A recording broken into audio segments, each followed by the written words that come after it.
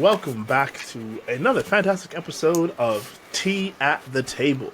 I am, of course, your host, Sphinx Akasha, your current champion of bards, and I'm joined today by two of the four players at my table. Unfortunately, two of our players couldn't make it, but that's cool. But we have an icon who basks in obscurity, who is effervescent and sparkling.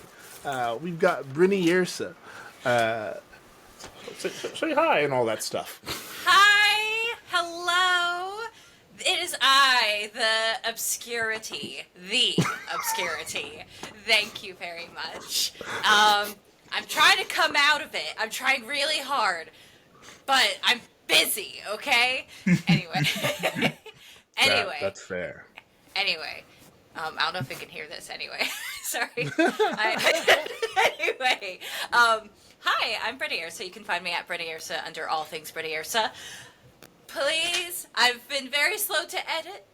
When you're not listening to the magnificence that is the Everbright archive, if you want to give a listen to the Echoes of Actor on my YouTube, it is lovely. There are currently 3 episodes up, and the other ones are coming. I'm just really slow at editing. But I'm here. I'm having a great time, especially as Jody Bank, the Moth Woman. And we have the eloquent, the elegant, the beautifully coiffed gentleman at large here, Bardic Sweet Tea. Hey! I'm now genuinely curious what does coiffed mean in this It means context. your hair is on point, my friend. Your hair is on point. So coiffed! Well, thank you. Hello, everybody. My name is Sweet Tea. I can be found on all the socials at Bardic Sweet Tea. I can also... I was about to shout out Everbright Archive, but we're here. Shout it out still, Sweet Tea. I can be found here at the Everbright Archive. Darn right you Wherever can. you can find your podcasts. And as Brynn has already mentioned, I can be found at the Echoes of Actor. Oh, wait, did you mention Echoes of Actor? I did. Okay, just making sure. Just making sure I'm sounding crazy. Because I'm also there as well. But I play Malachi Davis, a thespian and an educated, cultured fellow. And today, we're here to talk about, we generally talk about, this is generally our after the episode show, but we've missed it a few times. So we're going to talk about the 3 episodes that we missed.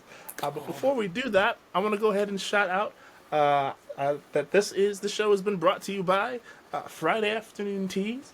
You can go to fridaytea.com and search their amazing catalog of wonderful teas and tea blends that are based on some of your favorite fandoms, like the Locktomb series. There's fandoms based there's tea based around the Last Airbender series, tea based around the Studio Ghibli series, and so much more. It's a great time. It is both queer and Latina owned, and if you visit there and happen to buy some tea, you can use at checkout this lovely promo code Multiverse, that's MULTEAVERSE,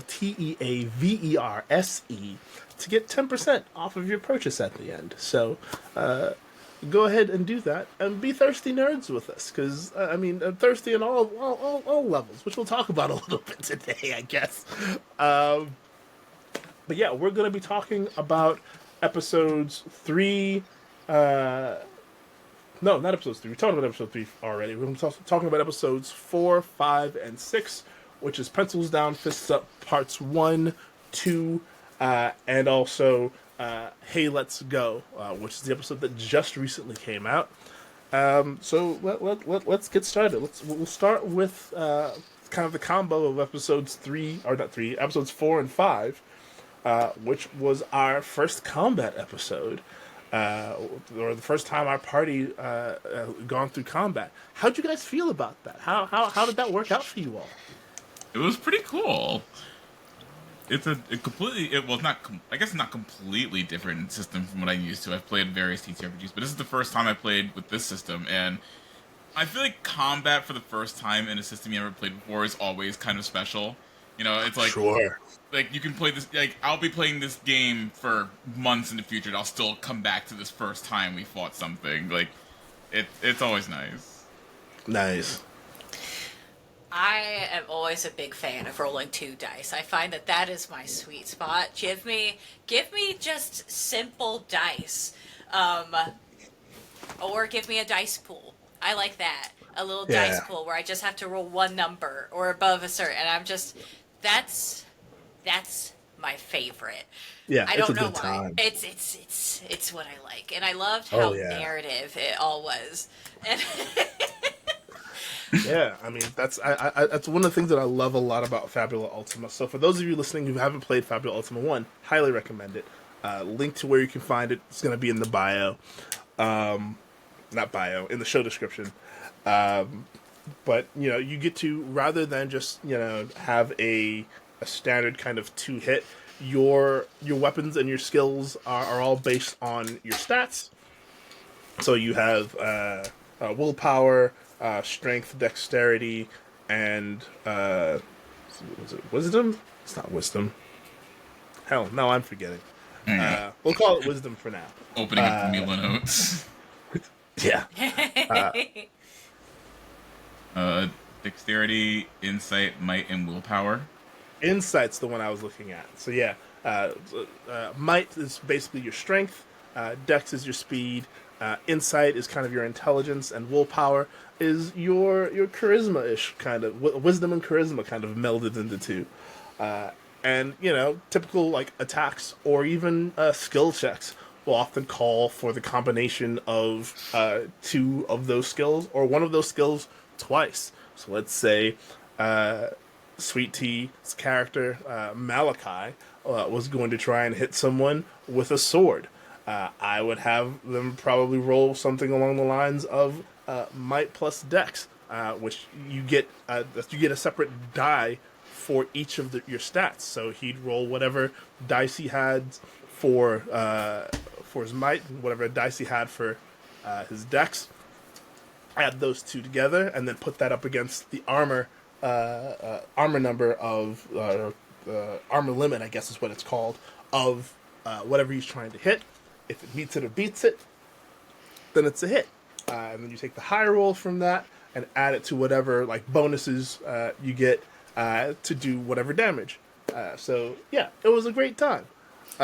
It's always interesting with a game like this because there's no Fabula Ultima doesn't have movement or speed.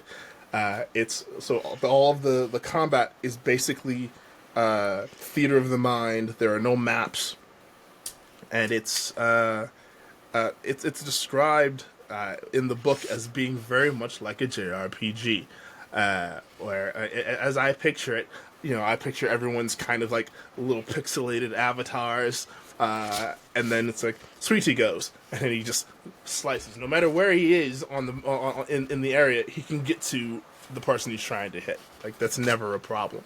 And the same thing with all the other characters. And oh, we've got a cat. We've got a cat visitor. Yay. Hi, buddy. Hello, pretty kitty. my cat Raziel decided to make an appearance because he wants attention, and that's fine. That's fine. We'll give him some attention while we talk. But yeah, the combat was very interesting. So, what did you guys think of your opponents? You all fought a bunch of automatons at first, and then you got to fight alongside, or not alongside. You got to fight Desdemona, and that was interesting. We got to finally see what your characters, some of your characters' abilities and skills in combat. How did that feel for you guys? We're both just so polite when we first start. We're both like, Well, I started first last time, so I was just trying to. Oh, okay. Well, you need to establish these things, sweet tea. What? You need to do like a little cutesy moment and be like, okay, Brynn, your turn since I went first last time. That's what you need to Brynn, do. it's your turn. Okay. I went first last time. There we go. Look at you. Iconic. Learning. I can't with this woman. Don't you love me? You're lucky I do. Wow. But sweet tea, now I need to hear you say that you love me. I'm insecure now. What has happened? Brynn, Yeah. I love you. Okay, now with that established, I makes can you go feel on better? with the Okay. question. Yes, yes, yes. I needed words of affirmation, okay? I've had a long day. Valid love language. Valid love language. All right, let me see. I was obsessed with what everybody was doing. Cove with how they just have this bag where they're like, I don't know what's gonna happen. Let's find out together. Here we go now. And here I am putting my own accent on. I was obsessed with give it another go.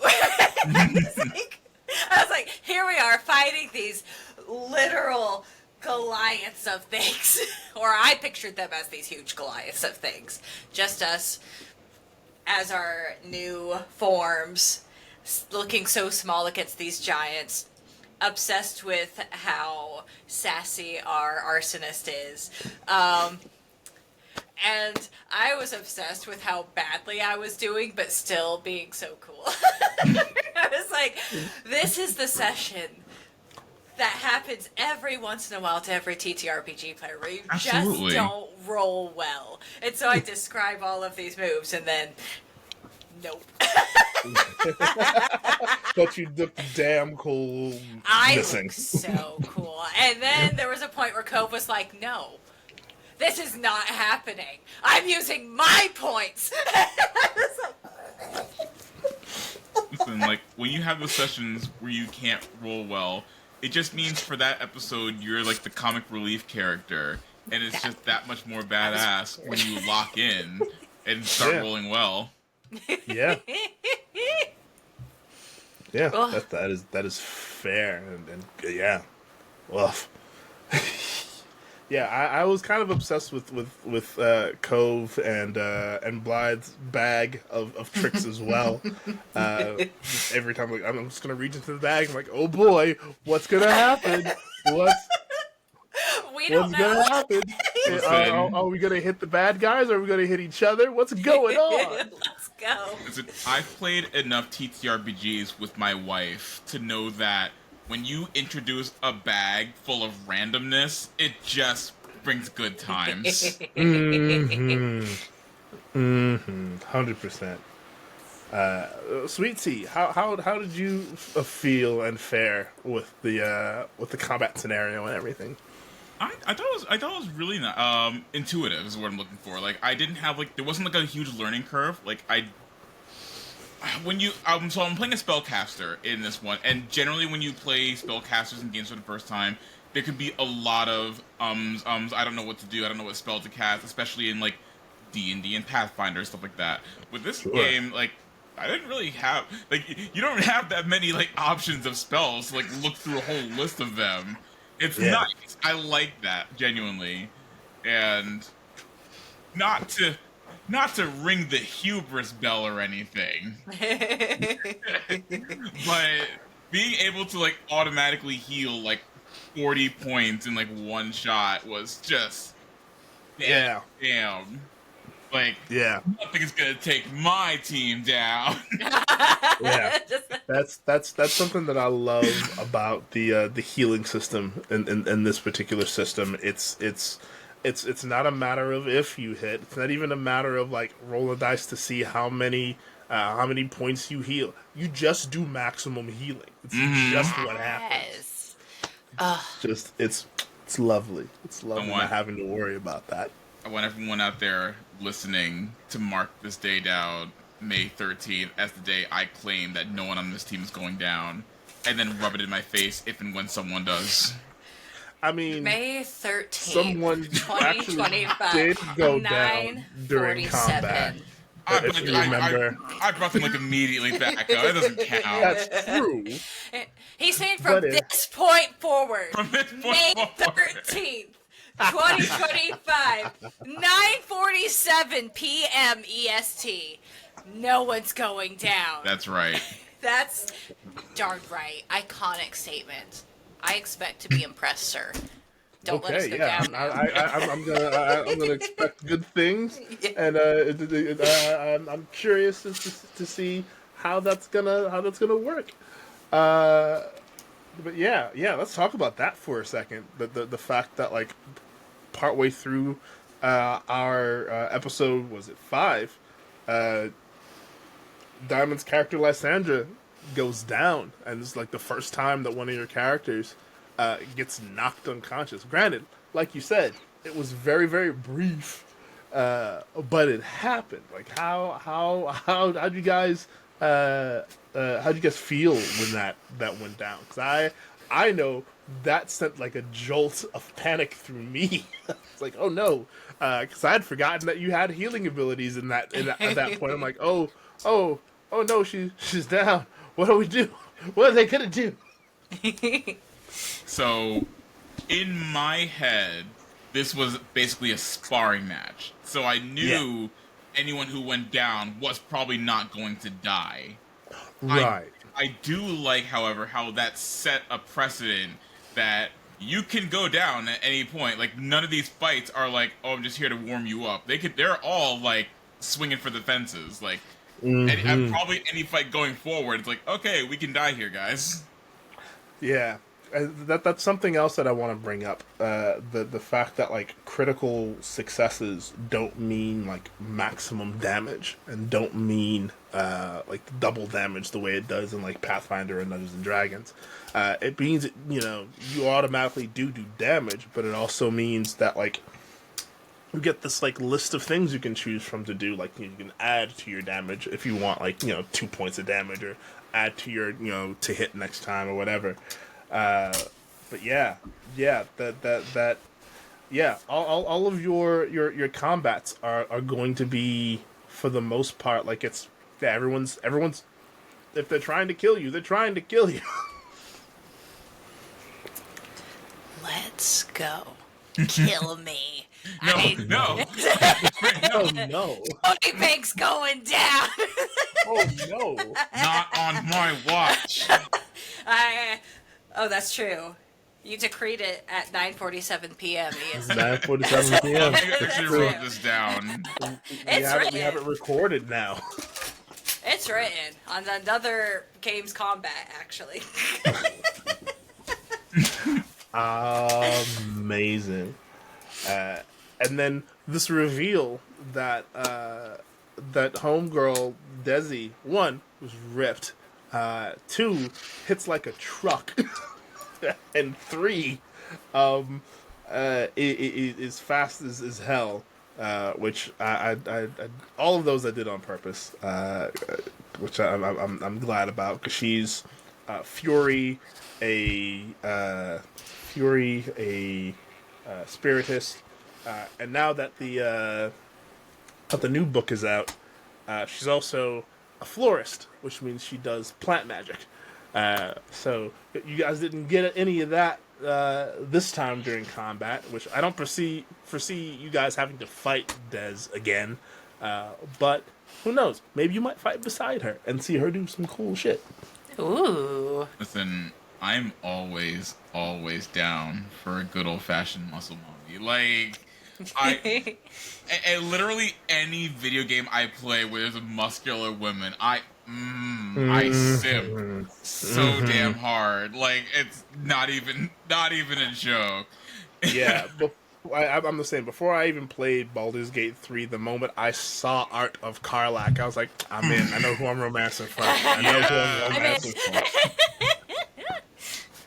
Is it Karlach Will or Lae'zel? They can both get it. Lae'zel I had to warm to. Lae'zel. But, like, yeah, Lae'zel can still get it. But Karlach, boy. Whew. Oh god, yes. Lord of mercy. But But yeah, like, and then we got some romance. We got some My favorite. romance. I love romance. Sorry, I'm a girly at heart. Well, I am a girly, but also a girly at heart. I'm a romantic girly. I am a cheesy person. What do you have in your hand there? Why do you need to know?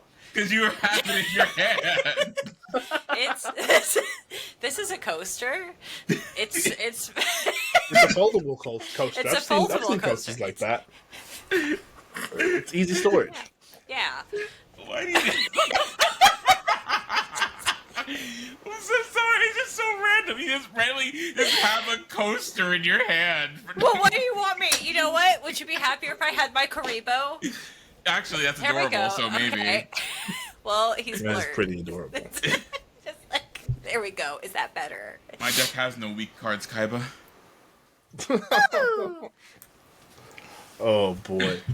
But yeah, we got some good romance finally between. I mean, we've had kind of like the hints of it and the embers kind of in the, but full on Flamio Hotman with Desi Flamio. kissing Malachi, coming right out of being unconscious thanks to Malachi's healing and thanks to the Fabula points collected by everybody else. That was brilliant. And like typically speaking, I don't think Fabula points is supposed to work that way, but I said, "Fuck it, let's go." Let's Exactly. go. And I have We're to, here I have to, today. I have to add on to back up my claim of being a romance girly. The reason I wasn't using my Fabula points for myself is because I hoard things like that for when we truly need them. We truly needed that romance. We needed that.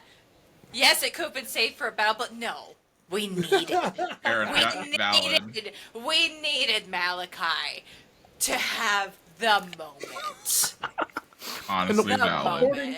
Hoarding Fabula points is all well and good, but remember, the more you use them, the more experience points you get, which means the more Oh. opportunity you have to level up. I did not know that, actually. Oh, We're still learning. We're still learning the game. still learning. Zoom. Yeah. So Yeah, the now more- I will use them. Yeah, the more you use them, the more experience points you get Nope, per they're being used session. now. Which means like I'm already leveling you up now like one level per session, but like you could potentially level up more than once per session, depending on how many Fabula points you use. Okay, so we need to use all of the Fabula points. Yes. That's what I'm hearing. Yes, you do. Especially once you start getting skills that require that you use Fabula points in order to activate your skill. Which, you know, are things that can happen depending on your classes. Which, you know, it's a fun time. But yeah, the ambiance being created, and then the kiss happening, and meanwhile the the Reaper droid just kind of being like, "Are we still fighting, or what?" No, Or no. what? The fight is over. The fight was officially is over. over. The Reaper pulls out a violin. It's like, all right, fine. I guess I'll contribute. We're into this. It's great, and which leads Becoming us in. friends with the artist. Yeah, that's right. You guys bonded with one of the other droids, and you bonded with the Reaper droid, which we'll get more into how that spins out soon, because that leads us directly into episode 6, where you meet Iki for the first time, the Archon of the Circle, and you find out that said Reaper is actually Carrera's little brother, also named Carrera, that happened to have integrated with and taken over this droid that she had built. Let's talk about that a bit. Yeah, their parents just must. How you can't just call the one child. You're gonna take Carrera and they're both gonna be like, yes. Well, I mean, one is spelled with a C and the other one is spelled with a K. So you know, there's a You can't tell the difference. difference when you speak it. Yes, you can. Yes, you can. What? No, you How? can't. No, you can't. No, you can't. No. They know. No, parents have a tone. Listen, know. my There's a tone difference between those two names being called. I promise you. listen, my brother and I have completely different names, and my parents will still call the wrong name sometimes. Like, Oh no, that's understandable. I've been called Brutus before, and that was the dog's name. They're like, Caitlin, Courtney, Brynn! You know your name. I'm like, but I knew they were talking to me. Yeah. Even when it wasn't my name, that's what I'm talking about. They will have the same sounding name, but they're going to know when they're being talked to. Because I knew, even when I was being called Jilly, they were talking to me. what the heck is Joey? That's my sister. No, I mean, that'd be my response. It'd be like, who the heck is Joey? Who's Jilly and why are you calling? It's hilarious. But yeah, we got Carrera now as this orb, this little floating orb of stuff. I'd been sitting on that for a while, and I was initially going to like wait a little while, but I needed a vehicle for this quest that I was going to send you on, and Carrera seemed like a good a reason as any to be that catalyst, and so introducing them then seemed like a great idea. But yeah, and then you all head up to Dawnseed via the bullet train, and we had some great character moments where, like, Brynn, let's talk about you and Jody, and the thoughts that you had, that Jody had, I guess, on the trip up, getting into the students being sent there. Like, what was your modus operandi there? Modus operandi? Sorry, you've derailed me. What is that? It's like your reasoning. What was your reasoning? What was your operational guiding point for that? It's being in this place is a very big internal conflict for Jodie at all times. In her mind, it's something that's been chosen over her, but it's also something that she has learned to love, because how can she send her students out into this world if she does not embrace what it could be? And so it's a consistent conflict as she's looking and seeing, well, this is what was better than me. Whereas also, this is what I sent my children into, my students into. And some of them are living here happily, and some of them, according to what I've learned, have died for this place. So it's a constant cycle of not sure where she stands. Sure. But she knows that she has to keep standing because her students are here. That's legit. I like that. And to be Sweet fair, Tea, yeah. we didn't really know what we were sending our students into, right? Like, there's no way we could, like, yes, like, it has been established that none of them have ever come back. Yeah. But we had no idea this was happening, right? Well, Like, this is also keeping in mind that we've been training there for a while before that training thing, and so she's come to know this new world. Yeah. And feeling what they must have felt. I mean, do we have, so back in the original world we came from, did we have a say in the matter? Like, could we tell could we, like, say, no, our kids are, like, off limits for this thing? No. No, it was all very random. It was outside of your control. Like, the only thing that you could control is that you could prepare them. You knew kind of what the timeline was, the frequency with which kids would get taken. And so you could choose to prepare them, or you could choose to just kind of like let it happen. But yeah, I'm curious because I don't, and I apologize for this. This is an oversight on my part. I saw as I was listening to the episode and editing it. Malachi, I don't think we really got what Malachi was thinking on the train going up to Dawnseed. So I'm curious. I think we did because I was focusing on like various like shows and players and stuff like that. Like you're right. We totally did. Yeah. 'Cause, like, so when in our first combat when we did spells, like I didn't really have anything prepared. I just like said words I felt like was fitting, but then I'm like after the battle, I'm like, how cool would it have been if I had like taken quotes from like a movie or a play and just kind of chopped some words up from there and used them for the spell. Like I feel like that'd be a good idea. Oh, I was probably I'd putting love too that. much on my plate, but I want to see if I can make it work. I love that idea. Yeah, like I'm sure. Yes. I love that thought. I'd like to see what you do with that. To be honest, I think that'd be a fun time. To kind of integrate that with your Orator spells and even with your Spiritist spells. And now you've also taken the Wayfinder class, Yes. which is going to come in handy, particularly for this next this quest that you're on where you're traveling, because for the first time you get to make what's called a travel roll, which will determine how safe your traveling is. And how and what you find in the course of your travels from point A to point B. So I'm excited for that. I'm already preparing possible encounters for that, but also nothing that is too like drawn out because we only have 20 episodes.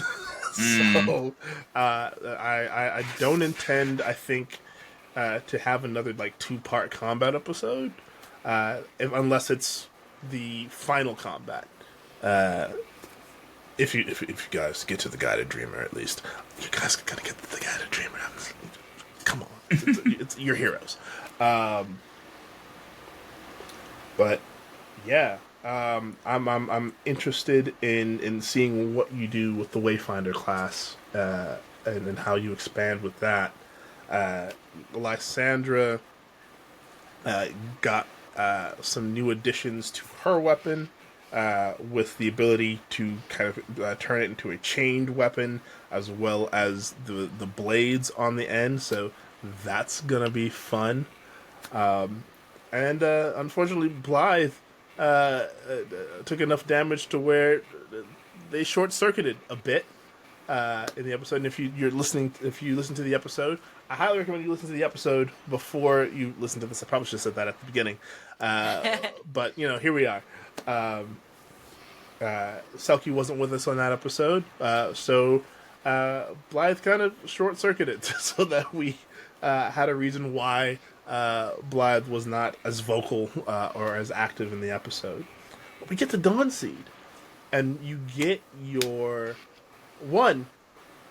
get some knowledge about Iki and Kali Zephyrin that you didn't have before. That they were in the group of the first heroes that got summoned here, which makes them essentially as old as the world, if not, well, maybe a little bit younger than Phaedos, but like in the vicinity, in the area of like 10,000 years old. And like seeing you guys' expressions there, along that realization, like, what went through your head? I'm wondering. Go ahead, Brynn. I'm also wondering what went through my head. I'm trying to recall. I'm trying to recall what was going on. If we look at your expression, Brynn, I think we know what was going through your head. No, it was blank. Brynn XE has stopped working. Legit. When you listen to the podcast, you guys don't see it. But Sphinx, I think just today posted a video. Go and check that out, and you can see exactly the face Brynn made when the voice started. We're coming to that bit. We're coming to that bit.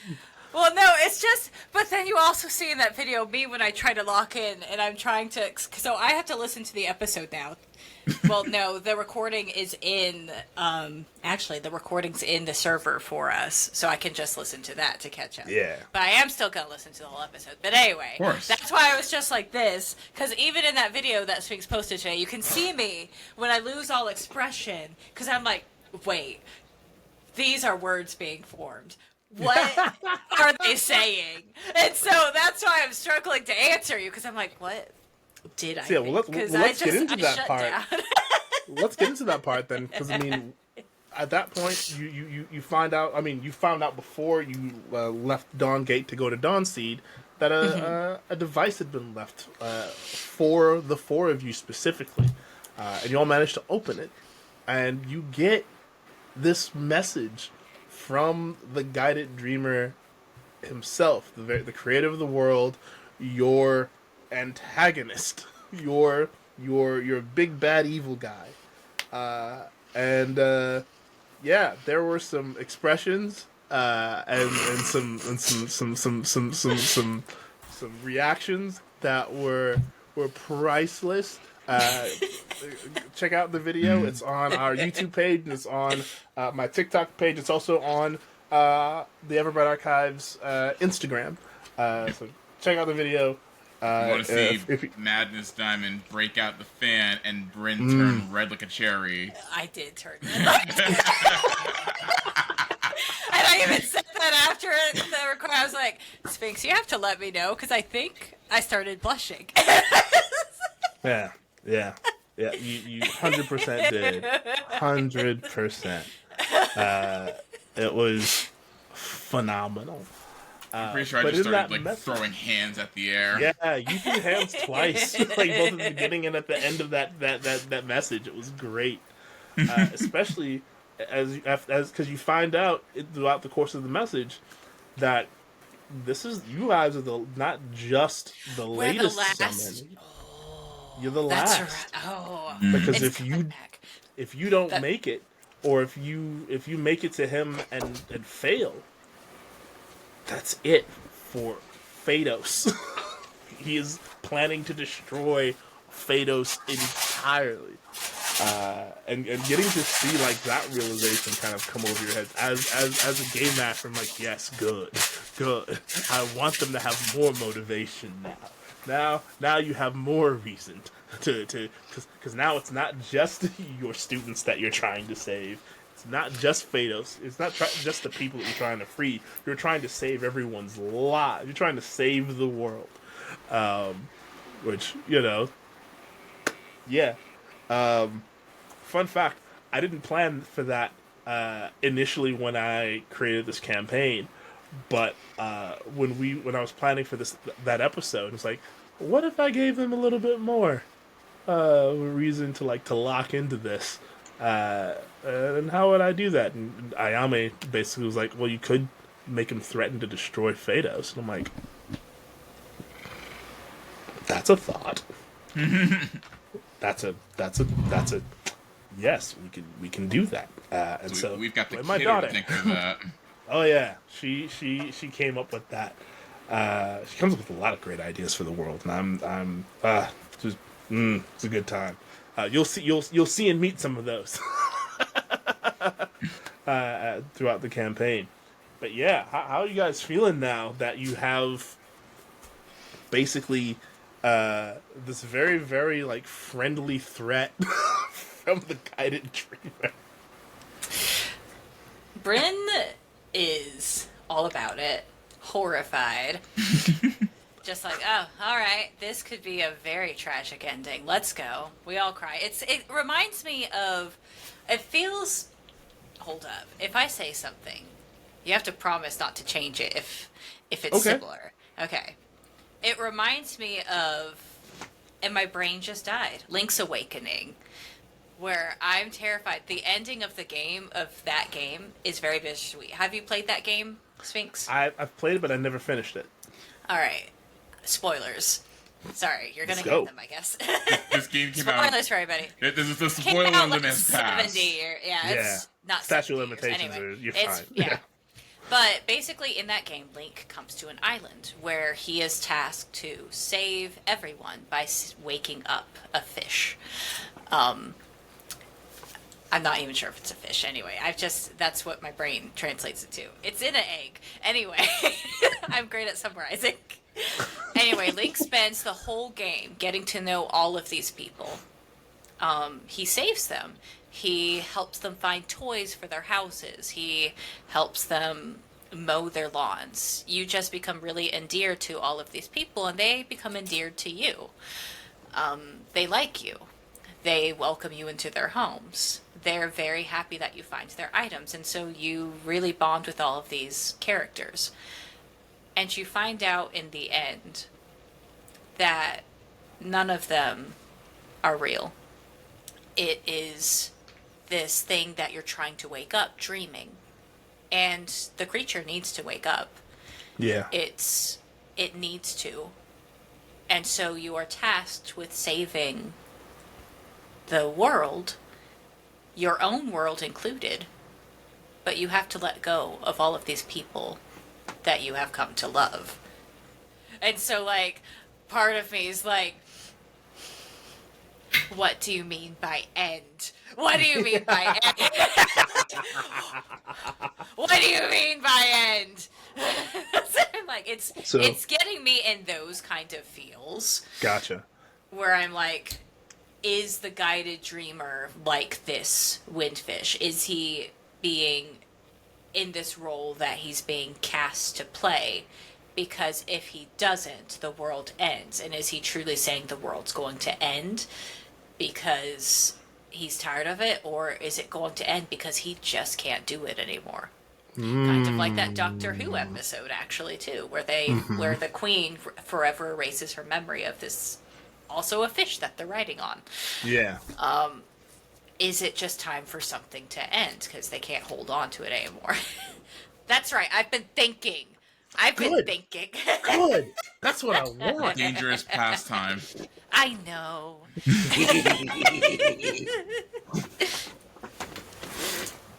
Hell yeah! No, I love that. I love that you've been thinking about that. That's brilliant. I'm not gonna tell you if you're close or I'm not gonna spoil it all because I want you to experience it. I want you to endear yourself to the world. I want the people to become endeared to you and you to them, because it's just gonna make the ending that much more wonderful. So yeah. But that's I did not know that that's how Link's Awakening ended, but I love it. It's a really cool concept. But yeah, the Sweet Tea. What about you? How are you feeling about it?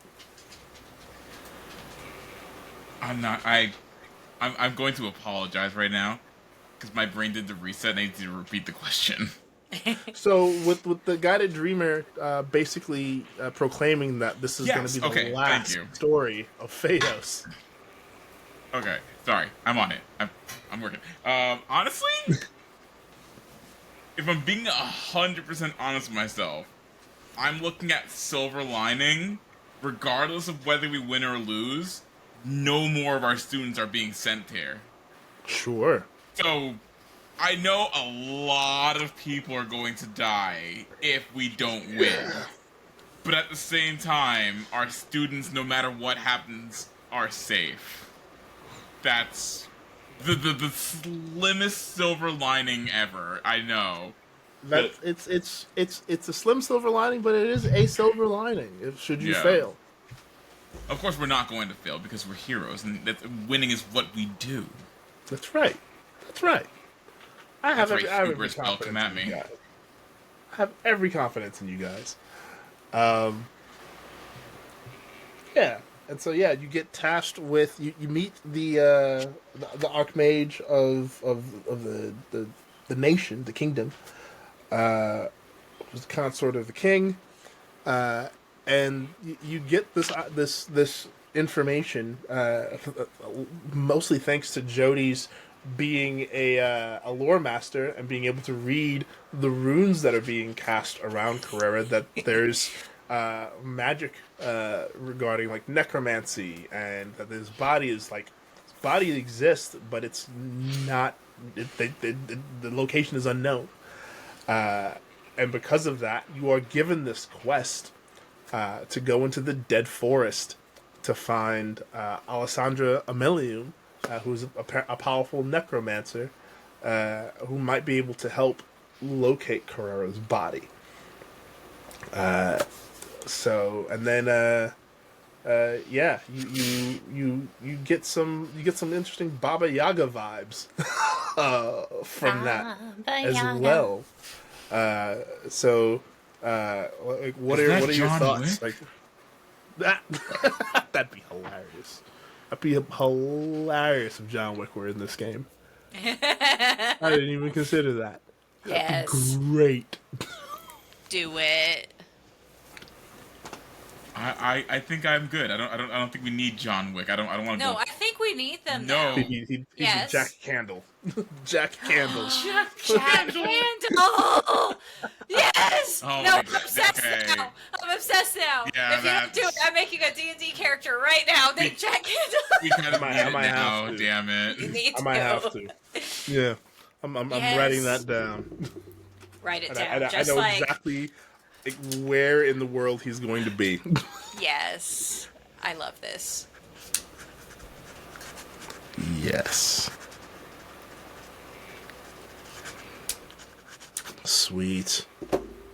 But yeah, how are you guys feeling about the ending? Just don't mess with his dog. That's all I gotta say. Just don't mess with his dog. How are you guys feeling? Like, what are the vibes and stuff that you're getting from all of this? Determined. We're taking this mother lover down.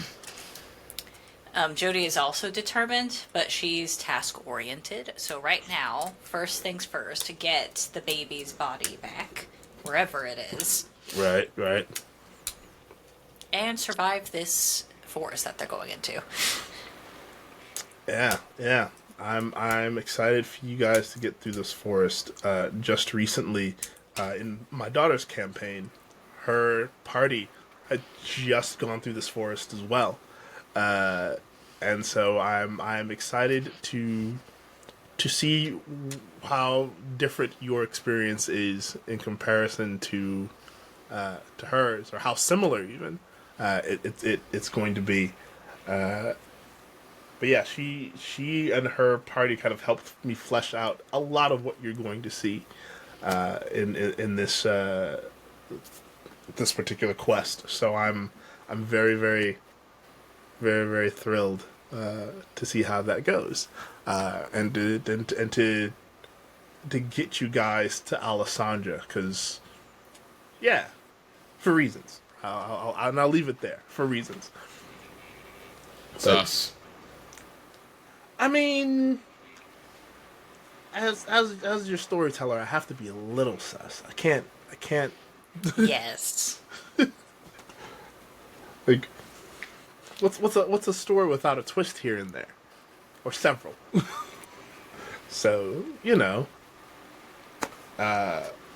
but yeah, I'm excited to explore more of Phaedos with you guys. I'm excited to show you more of like the magic and the technology and everything that we've come up with for the setting. Excited for you guys to start getting to see the dungeon levels and then the other inhabited levels as well. Because yeah, that's going to be a time, and see how all of your journeys will interconnect in some very, very interesting ways. We also got kind of a breakdown of the Dark Floor. The Tengu, the Wasp, the Eye, and the Demon. And you've already kind of got like vibes about the Demon at the end of one of the episodes. He's the one that's gathering that army that's coming after you for your test. So I'm thrilled for that. And you've got some other adversaries out there now, according to the Guided Dreamer. because now the whole world knows that you exist and that you are here. So yeah, I don't know. What are your thoughts? What are you guys hoping for future episodes and adventures? I'm thinking. I'm just having a great time right now, Sphinx. I'm just hoping to keep having a great time, but I know I'm going to have a great time. So that's what I'm like. I'm like, With this Sphinx is a as the hard game question. master, how could you not? Oh, you guys. Just, that's why I'm like,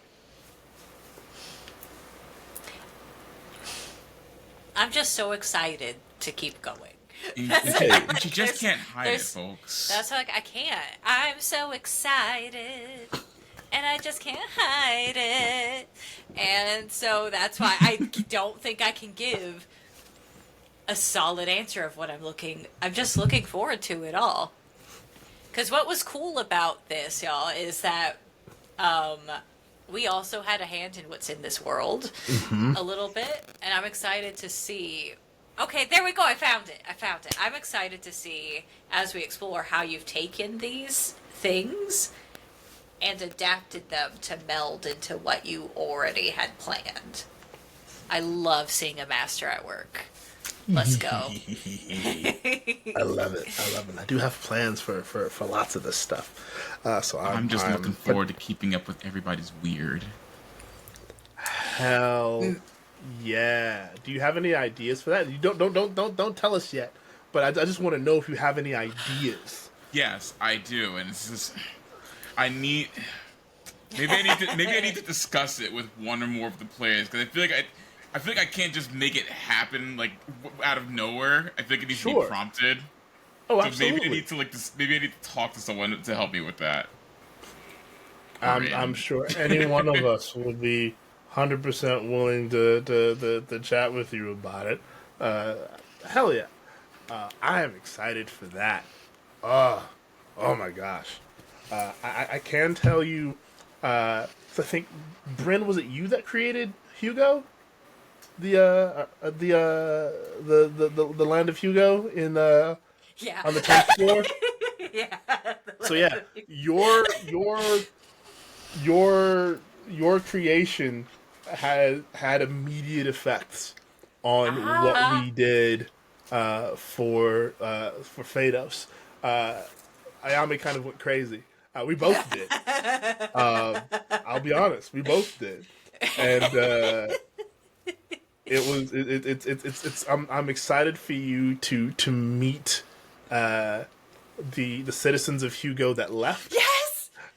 And also getting to meet, finally getting, once you get to the Obsidian, getting to actually see what Hugo is like now, particularly because all of their spoons are gone. No!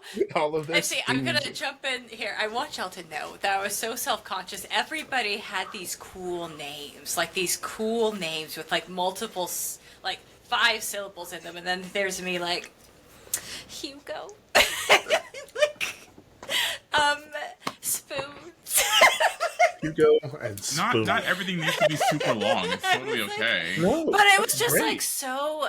It was just like Hugo. Like you have no idea what you did, because like we kind of became slightly obsessed with the idea. We became obsessed with that for a hot minute, and we created some stuff for like Hugo and its people.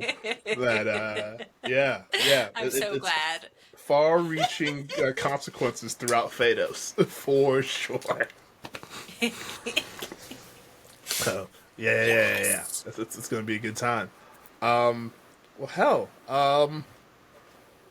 I think for me, I mean, I'm just excited to help shepherd you all through this world, and get you to see as much of Phaedos as we can, given the time allotted. It's gonna be awesome. There will be places that we probably will not see, but I'm going to do my damnedest to get everyone at least one of to one of the places that you all have created, or one of each of your places that you've created. Like I said, Hugo's definitely going to be one of them. So it's gonna be good. It's gonna be good. And yes, audience, I know, I'm not giving you any spoilers for Hugo outside of the name and that spoons are involved. I guess I gave you the spoil that they're out of spoons. They have no spoons. Whatever that means. Whatever they that eat their means. ice cream. You're just gonna have to listen to find out, dear Keep listeners. listening to find That's what out. you're gonna have to do. Yeah. So yeah. Guess we are. Thank you both for hanging out and being willing to hang out and chat and catch up with this episode. Also, Thanks for having us this evening. Of course, you guys are amazing. I love the hell out of you guys. For those of you listening, also check out our bonus episode, Tea Time Snack, that also just recently released. It's a new segment created by Madness Diamond, where every 5 episodes, we're going to get kind of a recap. And that's going to happen via an interview with one of the NPCs. This first episode, we interview Ogrim the Kind. And kind of get his take on what's been going on in the first 5 episodes of the show. So check that out. It is in podcast form. It's on YouTube. I'll be releasing the video version of it soon. Once I get all of the subtitles and stuff added. But yeah, check that out. It's great. It's a great time. We had fun shooting that one. Also, please again. Check out Echoes of Akatar. I'm so excited for that show, and I'm you guys. It's a great show. I also just wanted. I know you didn't. You said Echoes of Akatar, and I was No. No, It's I'm just now thinking of like I'm the sorry. characters in Akatar in like a zombie apocalypse now, and I'm like, this is the crossover that we need. Oh boy, that's Write a book! Sphinx! I love your writing! Write a book! that's gonna be some fan fiction.